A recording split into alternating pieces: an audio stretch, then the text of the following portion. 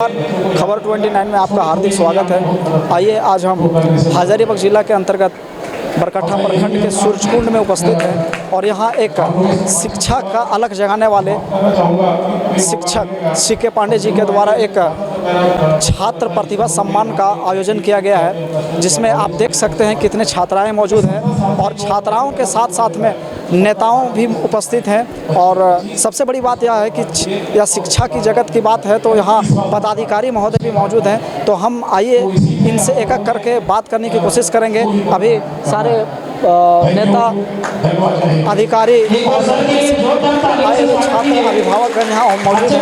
तो आइए हम एक एक कर उन सारे प्रतिनिधि और अधिकारियों से हम बात करने की कोशिश करते हैं। तो लगातार हमारे खबर 29 के साथ बने रहें। धन्यवाद। करने की कोशिश करेंगे कि इस छात्र सम्मान समारोह में इनका आना ये बरकट्ठा की धरती के लिए बहुत सौभाग्य है।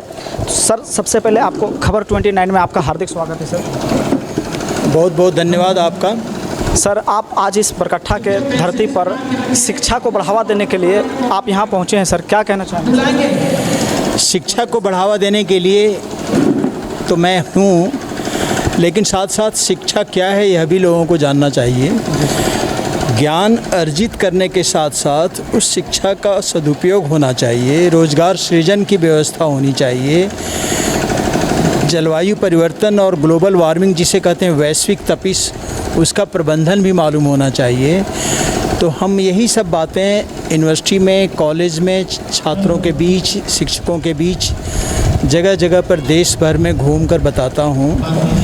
10 दिन मेरे उत्तर प्रदेश में बीतते हैं, 10 दिन पूरे देश में बीतते हैं, 10 दिन मेरे झारखंड में बीतते हैं, क्योंकि झारखंड की भूमि में तो पैदा हुआ मैं। सर, आप एक IPS अधिकारी सर, DGP रह चुके हैं सर, और आपका कई अवार्ड हम सोशल मीडिया के जरिए हमने देखा है, कई अवार्ड से आपको सम्मानित किया गया है। आप एक ऐसे ईमानदार अफसर के रूप में सोशल मीडिया में जो हमने खोजा तब मुझे देखने को मिला सर, आप अपनी सैलरी के जो है 5 या 6% जो है वो एक ऐसे चीज़ों पर डोनेट कर रहे हैं सर, जिससे हमारे क्षेत्र में आने वाले दिनों में एक बहुत बड़ा समस्या है, उसके लेकर आप काम कर रहे हैं सर। इस पर क्या कहना चाहिए? इसमें कोई दो मत नहीं है कि मैं 2008 से लगातार अपने वेतन का 5% छुट्टी के दिनों में जल और पर्यावरण और नदी संरक्षण अभियान में खर्च करता रहा हूँ, उसके लिए रिसर्च करता रहा हूँ। एक अंग्रेजी में 2 हिंदी में किताबें लिख चुका हूँ, जिसको अभी मैं दिल्ली जा रहा हूँ, आज ही शाम को उनको परस्यू करूँगा कि भाई हुआ क्या। नेशनल बुक ट्रस्ट को दिए हुए 7 महीने हो गए, पब्लिकेशन डिवीज़न को दिए हुए 4 महीने हो गए, वो किताबें अब तक छप क्यों नहीं रही हैं? तो नहीं होगा तो प्राइवेट से छपवा लूँगा, अगर ये लोग सरकारी महकमों का ये हाल है तो।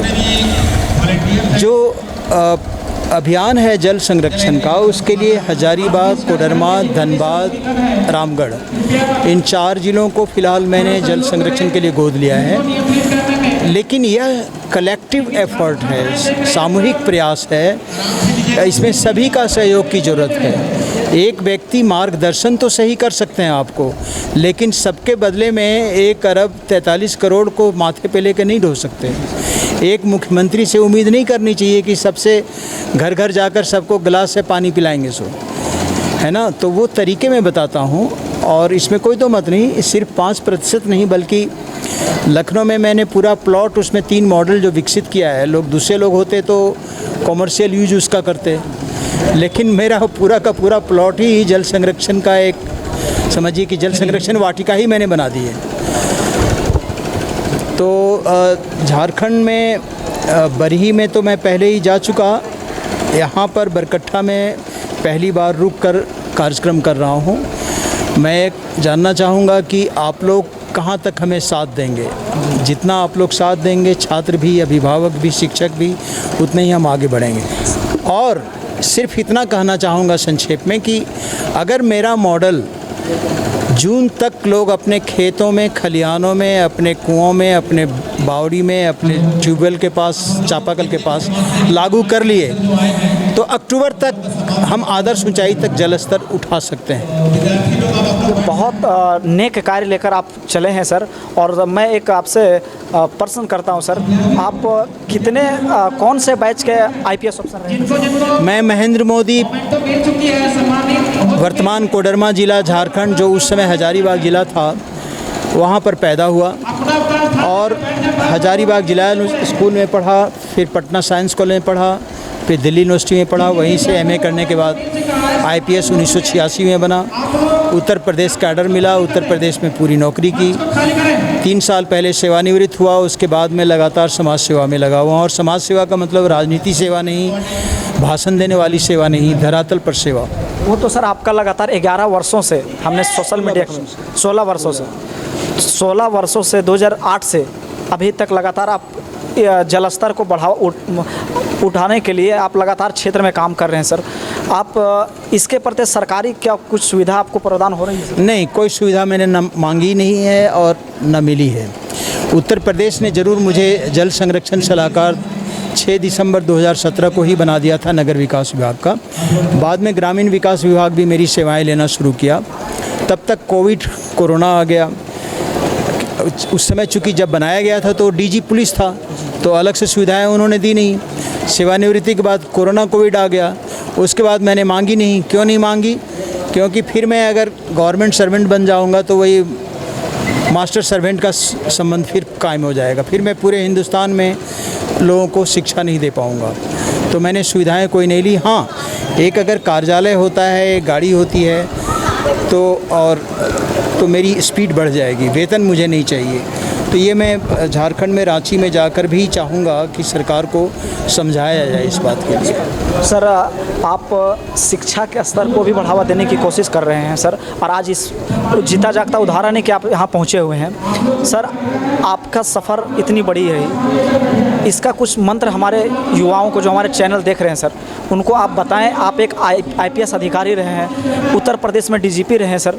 आप इसका मूल मंत्र को कैसे अचीवमेंट करें विद्यार्थी, इस पर आप? इसके लिए हमारे शिक्षा को किताबी शिक्षा, सैद्धांतिक शिक्षा होने के बजाय धरातल पर चलने वाली शिक्षा बनाना पड़ेगा। इसके लिए व्यावहारिक शिक्षा देना पड़ेगा। जैसे उदाहरण के लिए अभी जो सम्मानित किए जा रहे हैं, अगर मैं होता तो क्या करता? मैं पहले ही से जो मैंने मॉडल तैयार किया है, और वो मॉडल ऑलरेडी यूट्यूब में भी है, मैंने उसको लिखकर भी तैयार किया है, उसको पहले लोगों को, छात्रों के बीच में व्हाट्सएप के माध्यम से और ईमेल के माध्यम से दे देता कि पहले इसको पढ़ कर आओ, अपने खेतों में, अपने मकानों के पास, अपने स्कूल के पास पहले बनाओ। इसको बनाने के बाद हम उनमें से खुद जाकर साइट पर जा कर के देखते कि किसने बढ़िया से बनाया है, किसका जल स्तर तेज़ी से उठ रहा है। ऐसे लोगों को मैं पुरस्कार देता। करके दिखाओ, बोल कर नहीं। सही बात है सर। आज हमारे बीच उपस्थित हैं, कोई साधारण पर्सन नहीं है।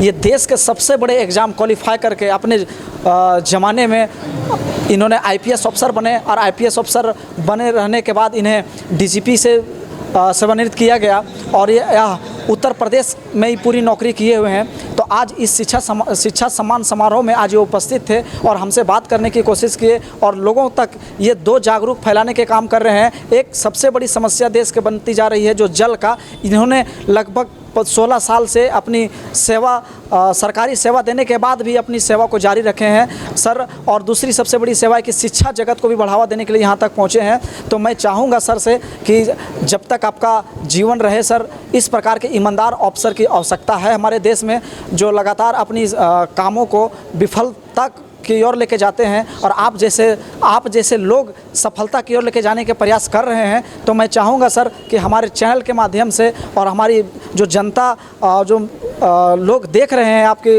हमारी वीडियो को, आप उन तक पहुँचे और इस तरीके से लगातार कामों को आप अंजाम देते रहें। और इसी प्रकार से और तमाम खबर को जानने के लिए, सुनने के लिए खबर 29 चैनल को सब्सक्राइब करें। धन्यवाद।